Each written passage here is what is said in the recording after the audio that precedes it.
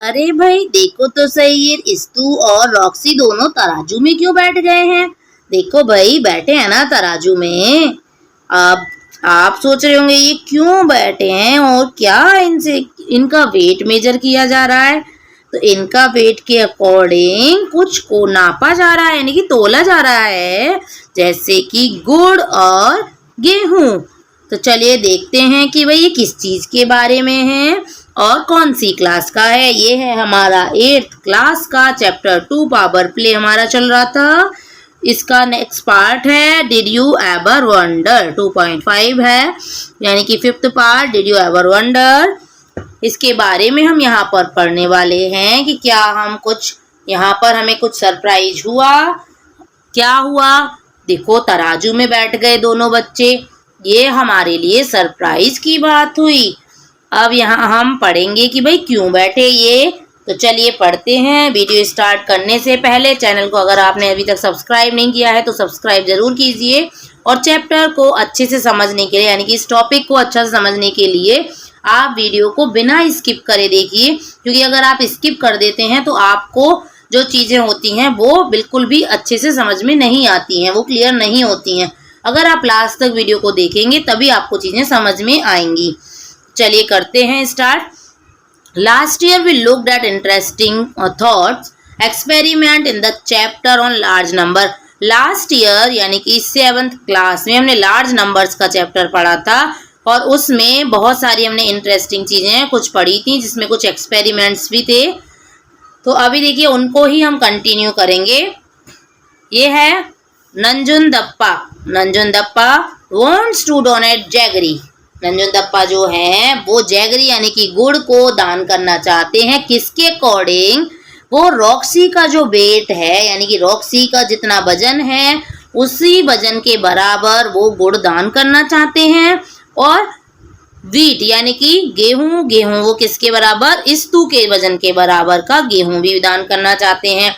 He is wondering how much it would cost. अब वो सोच रहे हैं कि भाई इसकी जो कॉस्ट होगी वो क्या होगी, यानी कि मैं खरीद तो लूंगा दान करने के लिए, लेकिन कितने का आएगा ये उनको नहीं पता, अभी वो सोच रहे हैं। What would be worth in rupees, यानी कि क्या रुपीज में कितने रुपीज का होगा वो, ऑफ डोनेटेड जैगरी यानी कि कितने रुपीज का जो गुड़ था वो हो गया।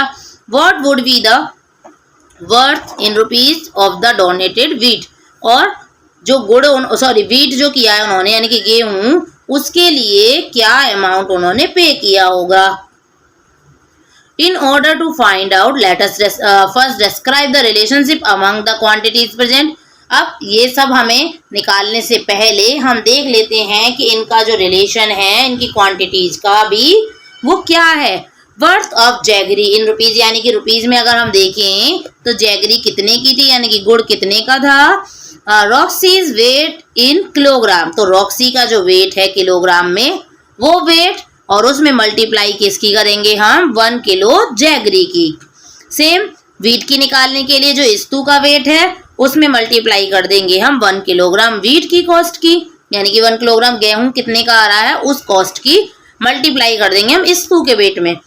अब make necessary and reasonable assumption for the unknowns and find the answer. अब हम क्या करेंगे, जहां पर हमें जरूरत है वहां हमें अगर कुछ मानना पड़ेगा तो मान भी सकते हैं हम। Roxy, remember Roxy is 13 years old and Estu is 11 years old.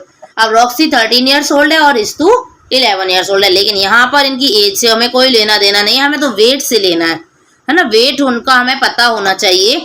Assuming Roxy's weight to be 45 kilogram, पर ये हमें नहीं पता था, तो हमने क्या किया यहाँ पर मान लिया कि जब भाई 13 ईयर्स की है रॉक्सी तो हो सकता है भाई उसका वेट 45 किलोग्राम हो, और कॉस्ट 1 किलोग्राम जैगरी की यानी कि गुड़ की 70 रुपीज के अकॉर्डिंग हो, यानी कि 1 किलोग्राम जो जैगरी है वो 70 रुपीज की आ रही है। अब डोनेट करना है हमें, तो 45 और 70 की मल्टीप्लाई कर देंगे हम, हमें मिल जाएगा रुपीज 3150। अब इस्तू का वेट मान लेंगे सेम कि 50 केजी होगा, क्योंकि वो बड़ा है, इस्तू नहीं सॉरी बॉय है, बॉय का जो वेट होता है वो थोड़ा सा डिफरेंस होता है, इसलिए 50 किलोग्राम मान लिया।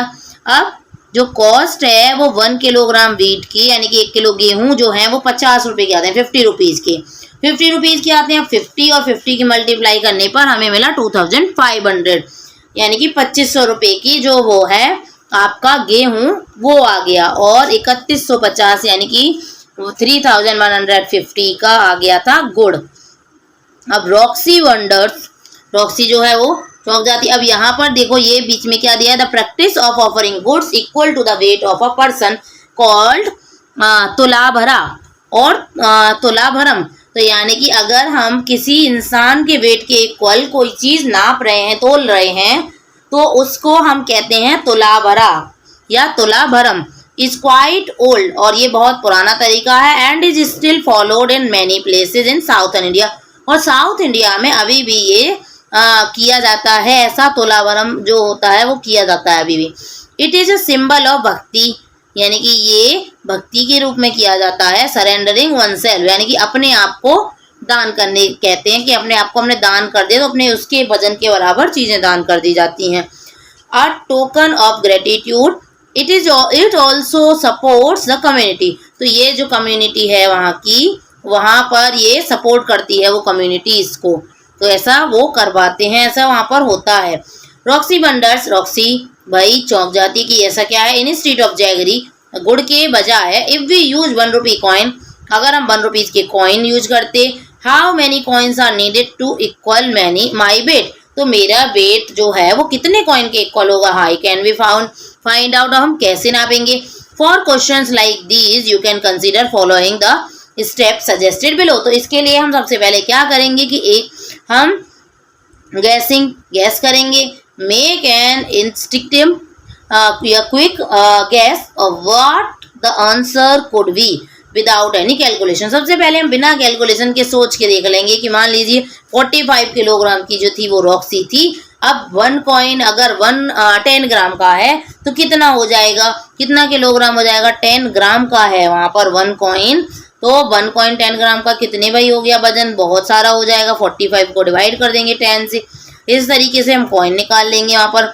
ओके सॉरी डिवाइड नहीं करेंगे, मल्टीप्लाई कर देंगे, क्योंकि 1 कॉइन जो है वो 10 ग्राम का है। अब कितने कॉइन लगेंगे उसके लिए आपको क्या करना पड़ेगा वो हम पढ़ेंगे अभी आगे, पहले देख लेते हैं। अब देखो गैस करने के बाद हम क्या करेंगे, calculating using estimation and approximation. अब हम उसको कैलकुलेट करेंगे। हम तो सबसे पहले कैलकुलेट करने के लिए क्या करेंगे, describe the relationship among the quantities and that are needed to find the answer. यानी कि कितनी क्वांटिटी जरूरत होगी उसको हम सबसे पहले यहाँ पर डिस्क्राइब करेंगे। मेक रीजनेबल एजम्पशन, तो सबसे देखो कैसे हम करेंगे। 45 किलोग्राम जो था उसको आप ग्राम में करेंगे, क्योंकि 1 कॉइन का वेट आपको दिया है, तो 10 दिया है आपको ग्राम। तो क्या करेंगे हम सबसे पहले जो 45 किलोग्राम है उसको ग्राम में कन्वर्ट कर लेंगे हम, यानी कि उसमें 1000 की मल्टीप्लाई। और फिर क्या करेंगे हम, जो 10 है हमारा ग्राम 1 कॉइन का वेट, उससे डिवाइड कर देंगे तो नंबर ऑफ कॉइन्स आ जाएगा। Make reasonable assumption and approximation if the required information is not available। अब हम कुछ भी मान लेंगे, अगर हमें कुछ भी नहीं दिया है, जैसे हमें वेट नहीं दिया था भाई 1 कॉइन का, तो हमने क्या किया, मान लिया वहाँ पर वेट हमने। Compute and find the answer, उसके बाद हम क्या करेंगे, कैलकुलेट किया। हमने क्या किया, पहले कंप्यूट किया हमने, जैसे जो किलोग्राम वाला वेट था, फिर हमने बताया ना किलोग्राम को फिर हमने किस में कन्वर्ट कर लिया, ग्राम में, क्योंकि दोनों चीजें ग्राम में होनी चाहिए या फिर दोनों किलोग्राम में होनी चाहिए। ओके, तो हमें ग्राम में बनाना ज़्यादा इजी लगा, क्योंकि सिर्फ हमें मल्टीप्लाई करनी थी 1000 से, तो ग्राम में हमने बनाया। And check how close your guess was. अब फिर हम चेक करेंगे कि जो ओरिजिनल आंसर है वो क्या है और हमारा जो गैस था वो कितना है। नेक्स्ट है what the number of coins in b in 100,000 lakhs crore और even more. Make an instinctive guess, यानी कि अब आप सोचेंगे कि भाई जो नंबर ऑफ कॉइन्स आया वो कितना आएगा। तो आप अगर 45, देखो ये कितने थे, हमारा 45 था, तो आप 30 ऐड कर लो, 10 से डिवाइड कर लो, फिर अब 10 से 10 कैंसिल, यानी कि 4500 कॉइन्स की जरूरत होगी। कब, देखो 4500 की जरूरत होगी, कब होगी जरूरत, जबकि 1 कॉइन का वेट हमारा 10 ग्राम होगा, तब हमें जरूरत होगी 45 कॉइन्स के लिए जरूरत। ओके, 45 किलोग्राम के लिए 4500 कॉइन्स की जरूरत होगी हमें। नेक्स्ट देखेंगे, ये find the answer by making necessary and reasonable assumption. अब हम जो हमें जरूरत है, जरूरी है, वो चीज हमने वहां पर मान ली, और फिर उसके बाद हमने लगभग का आंसर निकाल लिया। Remember we are not looking for an exact answer but a reasonable close estimate. तो अब हम क्या करेंगे कि हमें जो ओरिजिनल आंसर है, एग्जैक्ट आंसर है, वो तो हमें पता ही नहीं है। तो हम क्या करेंगे, जो हमने निकाला है, मान के जो निकाला है उसी को आंसर मानेंगे। How about measuring to find out the weight of a 1 rupee coin. अब देखो वेट कैसे हम मेजर करेंगे 1 रुपी कॉइन का।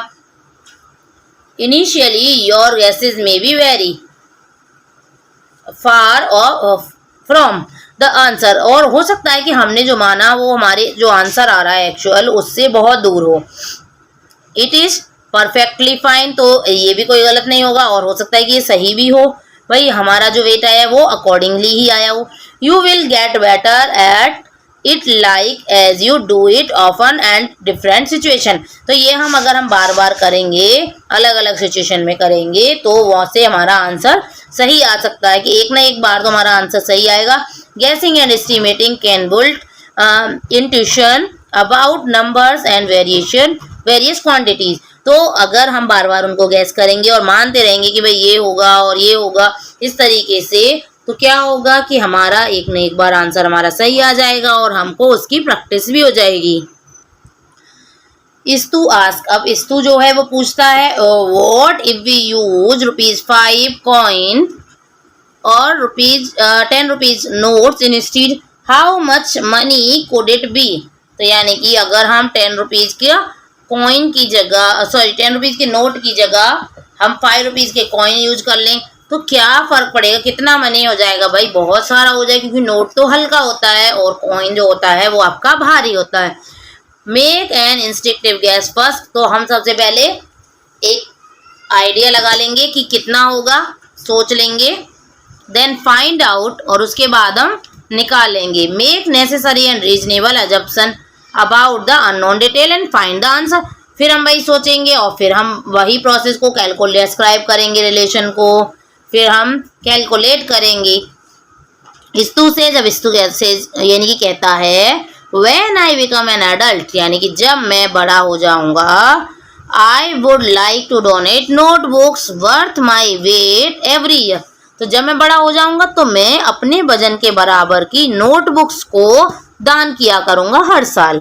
रॉक्सी सेज, अब रॉक्सी कहती है कि जब मैं बड़ी हो जाऊंगी तो मैं अन्नदान, यानी कि जो ग्रेन्स या मील है, यानी कि जो अनाज है या खाना है, वो अपने वेट के बराबर का दान किया करूंगी हर साल।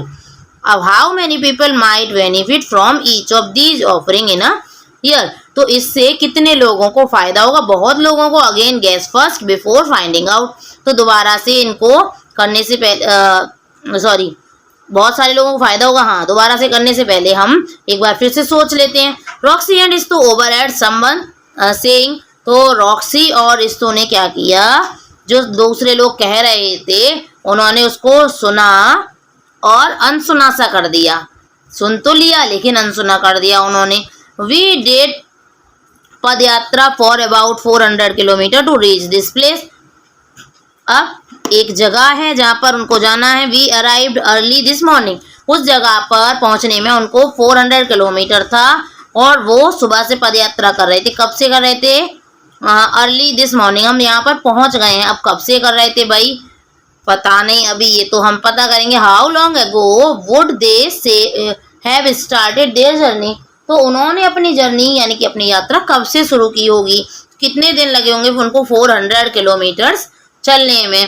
Find answers by making necessary assumption and approximation, वही हम फिर से वही करेंगे कि भाई अपना आंसर निकालने के लिए हम पहले मान लेंगे कि भाई शायद एक दिन में अगर वो इतने स्टेप्स चलता है, यानी कि इतना किलोमीटर अगर चल लेता है, एक दिन में मान लिया कि वो 10 किलोमीटर चल लेता है, तो 40 डेज लग जाएंगे अगर वो कंटिन्यू ट्रैवल करेगा। क्योंकि भाई दिन दिन में चलेगा, रात में तो चलेगा नहीं।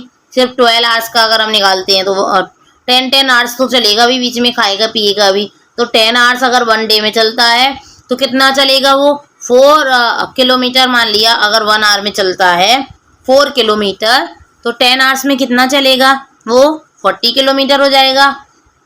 फिर 40 किलोमीटर यानी कि अब फिर क्या करेंगे हम, 40 किलोमीटर चल रहा है 1 डे में, ओके 1 डे में 40 किलोमीटर चल रहा है, तो 400 किलोमीटर कितने डेज में चलेगा वो? 400 किलोमीटर के लिए उसको कितने डेज लगेंगे? 40 नहीं,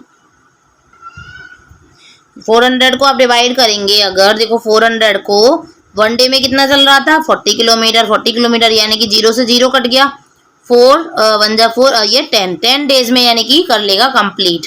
ओके, 400 तो 10 डेज हम मान सकते हैं यहाँ पे। अब देखते हैं कि भाई इन्होंने क्या माना है।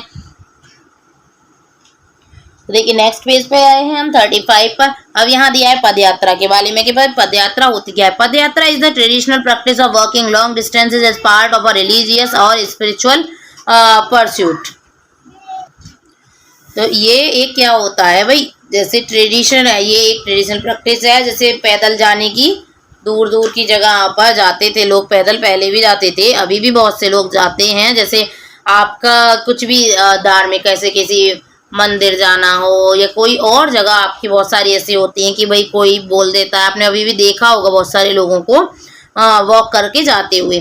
People across religious in our country observe similar forms of pilgrimage और स्पिरिचुअल वॉकिंग। तो देखो अपने जो धार्मिक यात्राएं होती हैं उनको करते हैं अभी भी वॉक करके। ऑल दो दे मे हैव डिफरेंट नेम्स और पर्पजेज, उनके पर्पज यानी कि उनका जो मतलब है उसको यात्रा को करने का वो अलग हो सकता है या उनके नेम अलग हो सकते हैं। Some of the pilgrimage are Ajmer Sharif Dargah जियारत। तो देखो जैसे अजमेर शरीफ जो दरगाह है जियारत, ये भी देखो यहाँ पर भी जाते हैं देखो, और पंढरपुर बड़ी भी जाते हैं। कांवर यात्रा जो होती है, आपने सबसे बड़ा का देखो, आपने देखा होगा कि सबसे ज्यादा आपने लोग जाते हुए देखे होंगे, बाकी इतना नहीं देखे होंगे, लेकिन कांवर यात्रा में बहुत देखे होंगे, हर जगह जाते हैं।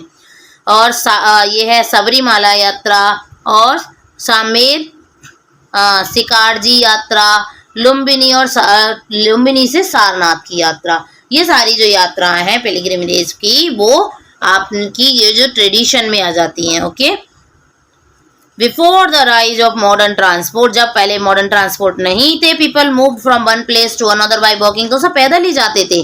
जैसे कभी कभी वो किससे जाते थे, जैसे सेज होती थी उनसे, स्कॉलर्स जो मर्चेंट सेज और स्कॉलर्स जो होते थे यानी कि दुकानदार वगैरह या फिर जो साधु संत वगैरह, वो किससे जाते थे? वो 1000 किलोमीटर तक चलते थे, अलग अलग पार्ट में, अलग अलग पार्ट को दुनिया के अलग अलग हिस्सों में जाते थे। डेजर्ट भी होते थे वहाँ पर, माउंटेन भी होते थे, नदियाँ भी होती थी, सभी से जाते थे और ऐसे ही जाते थे पैदल। नदी हुई तो नदी में थोड़ी पैदल जाएंगे, नदी में तो भाई वो बोट वगैरह से जाते थे।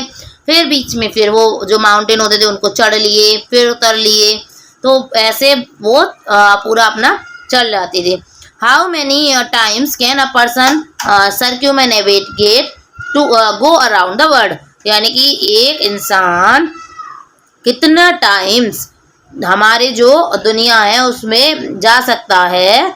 The earth in their lifetime if they walk non stop, अगर नॉन स्टॉप चलता जाए तो कितनी बार जा सकता है? Consider the distance around the earth as 40,000 kilometre. अगर 40,000 किलोमीटर है तो उसके अकॉर्डिंग, तो देखिए जैसे हमने लगाया था कि भाई 10 किलोमीटर 1 डे में चल लेता है, तो उसके अकॉर्डिंग तो यहाँ पर देखो कितना जाएगा, 1 डे में कितना हो रहा था हमारा 40 किलोमीटर। अब 40 हो रहा था यानी कि 1000 डेज में हो जाएगा वो, ठीक है, कंप्लीट कर लेगा 1 टाइम। और आगे आप इसी तरह से उसके लाइफ टाइम को कन्वर्ट कर सकते हैं हम कि भाई 1 डे हो गया, ये आपके डेज हो गए। अब अगर मान लो कोई इंसान 60 ईयर्स जीता है, कोई 50 ईयर्स जीता है, तो उसी की एज में हम क्या करेंगे, जो नंबर ऑफ ईयर्स हैं पहले उनसे मल्टीप्लाई करेंगे। एज 60 ईयर्स है तो 60 को मल्टीप्लाई करेंगे हम किससे? फिर डेज से, कितना 365 से, और 365 डेज के अकॉर्डिंग हम लेके चलेंगे, मल्टीप्लाई कर लेंगे, फिर हम फाइंड आउट कर सकते हैं इसी तरीके से। और आगे है आपका linear growth versus exponential growth. अब ये सब तो हमने पढ़ लिया कि कैसे मानेंगे, अभी तक हमने यही पढ़ा। अब आप शायद बोर हो गए होंगे इतना समझ के, भाई इतना समझ लिया तो चलिए आज के लिए इतना ही काफ़ी है। अगर बच्चों आप इंटरेस्टिंग वे में पढ़ेंगे तो आप बोर नहीं होंगे, और आप लास्ट तक अगर नहीं पढ़ेंगे तो आपको चीज़ें समझ में नहीं आएंगी, अगर आप स्किप करते जाएंगे तो चलिए अभी मिलते हैं नेक्स्ट वीडियो में, तब तक बने रहिए चैनल पर। Thank you for watching, bye bye.